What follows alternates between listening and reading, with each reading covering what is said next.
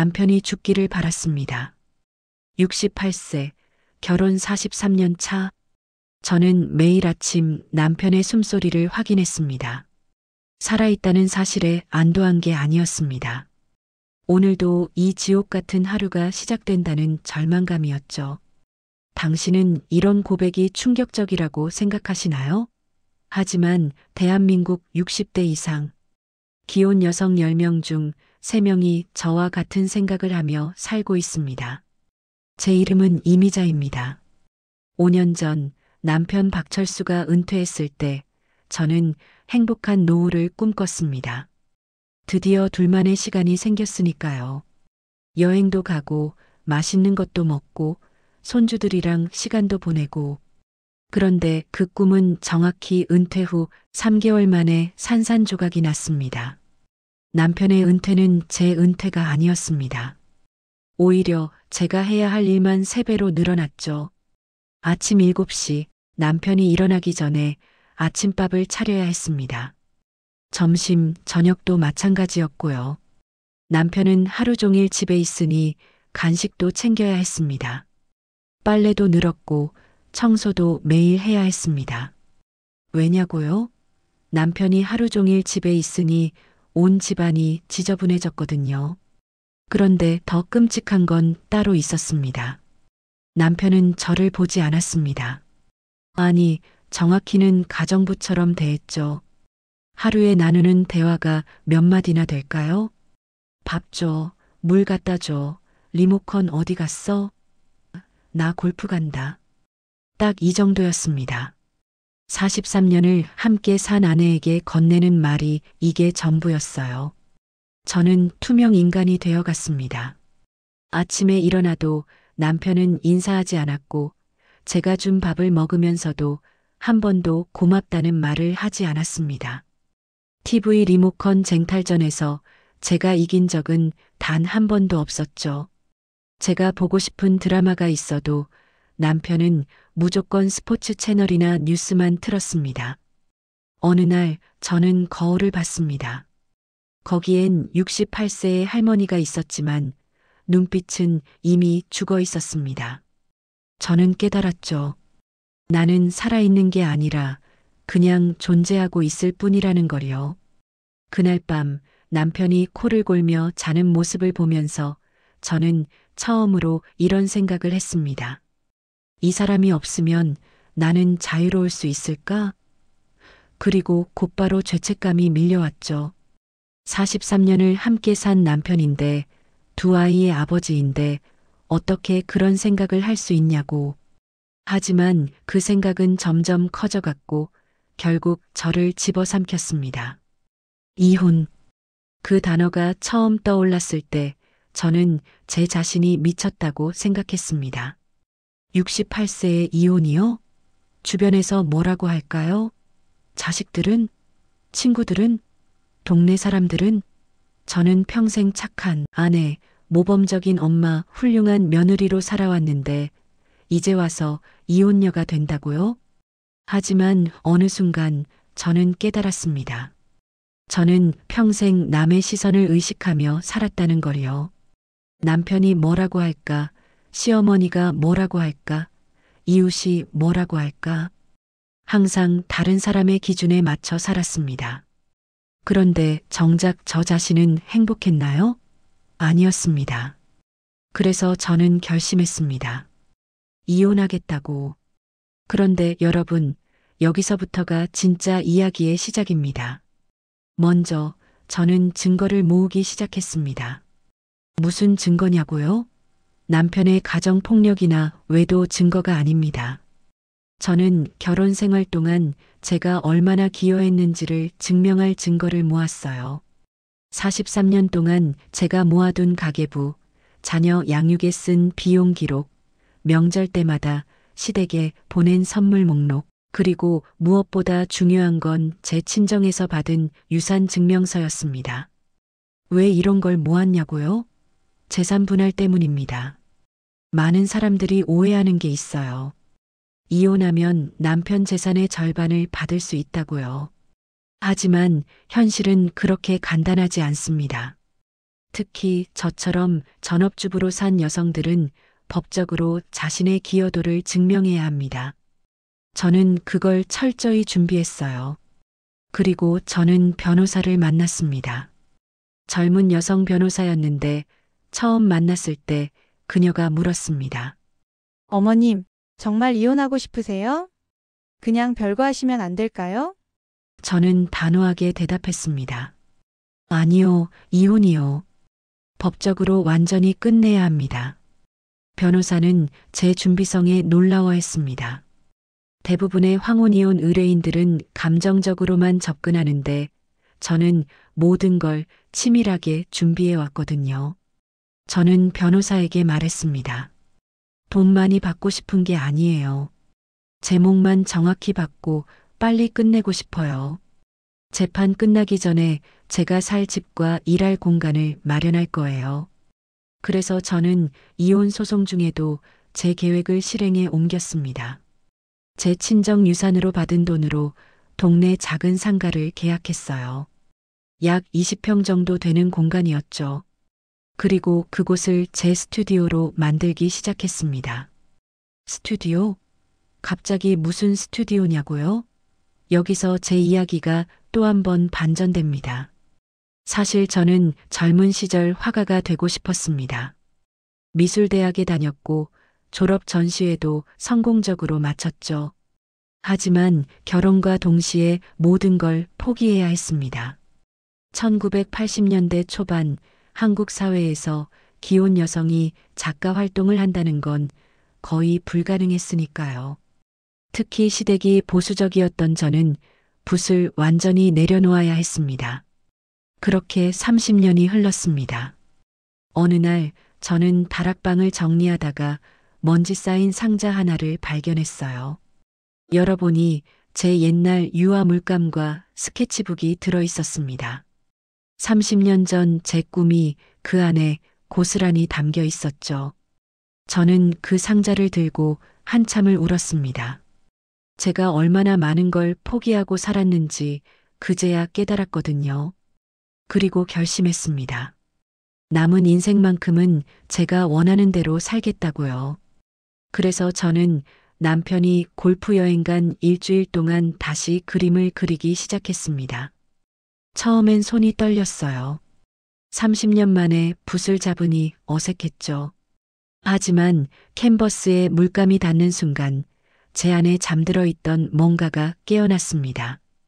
살아있다는 느낌, 제가 존재한다는 느낌이었어요. 그리고 저는 동네 문화센터 미술 수업에 등록했습니다. 68세 할머니가 미술 수업을 듣는다니 주변에서 웃었죠. 하지만 저는 신경 쓰지 않았습니다.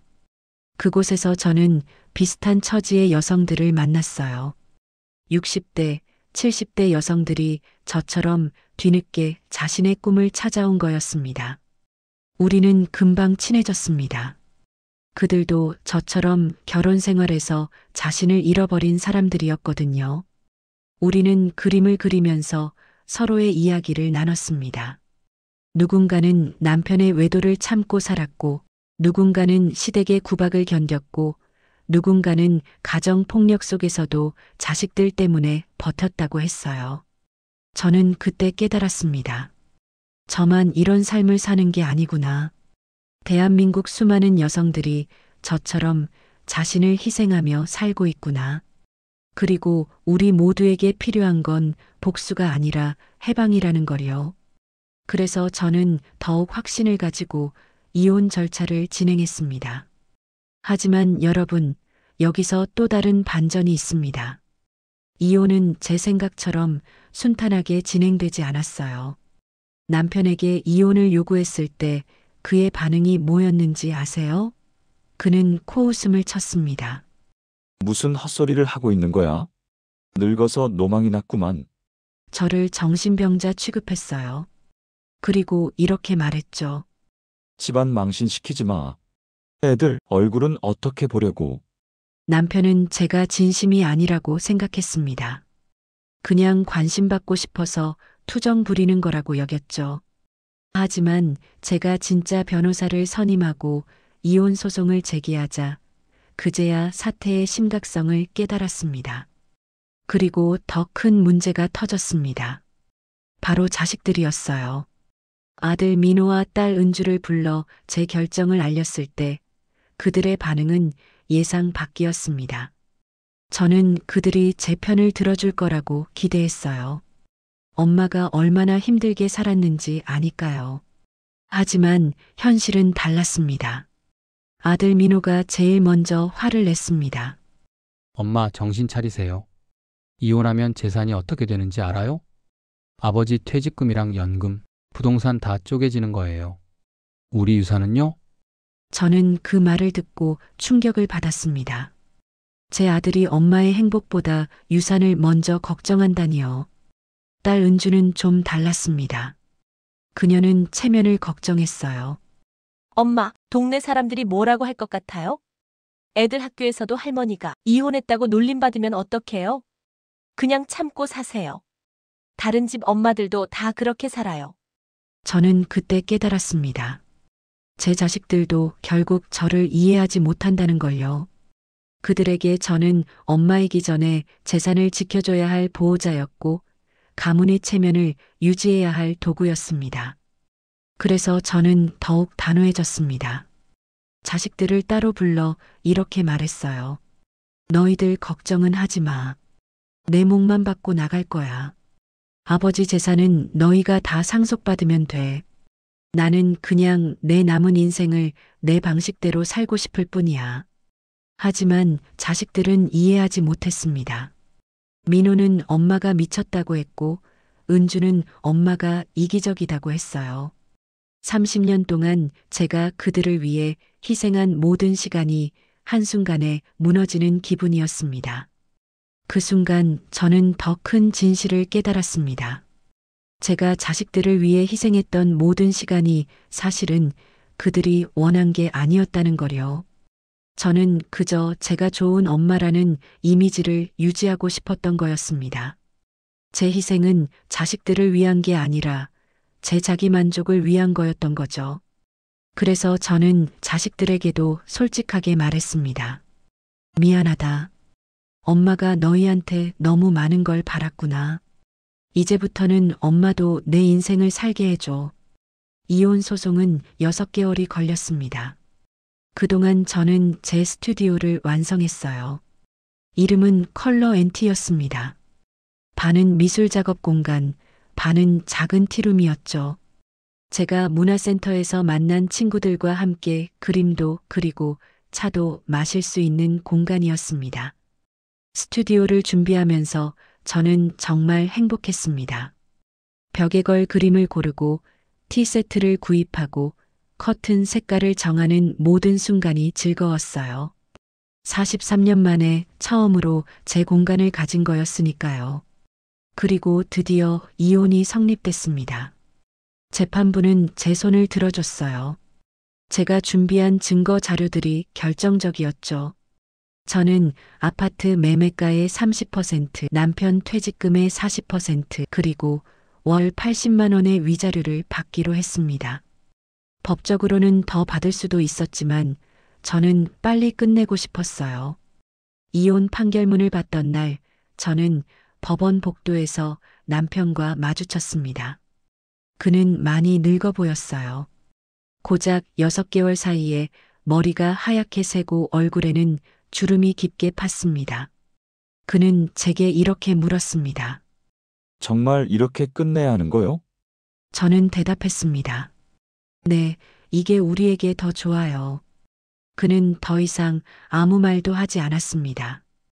이혼 후 3개월이 지났을 때 저는 컬러 앤티 스튜디오를 정식으로 오픈했습니다. 작은 개업식이었지만 문화센터 친구들이 모두 와줬고 제 변호사님도 축하해줬어요.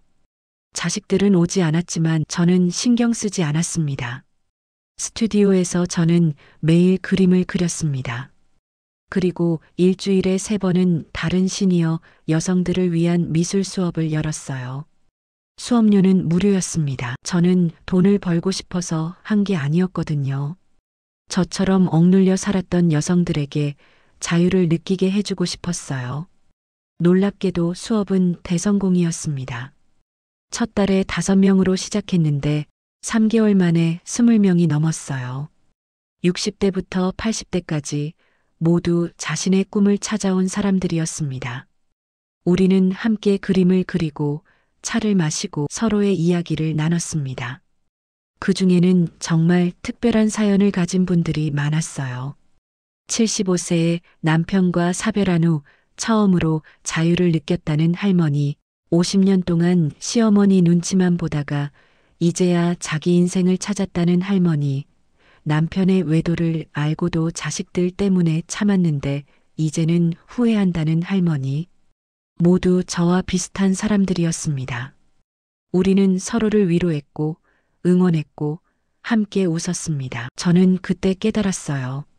제가 원했던 건 복수가 아니라 연대였다는 걸요. 저 혼자만 행복해지는 게 아니라 저처럼 아픈 사람들과 함께 치유되고 싶었던 거죠. 그렇게 6개월이 흘렀습니다.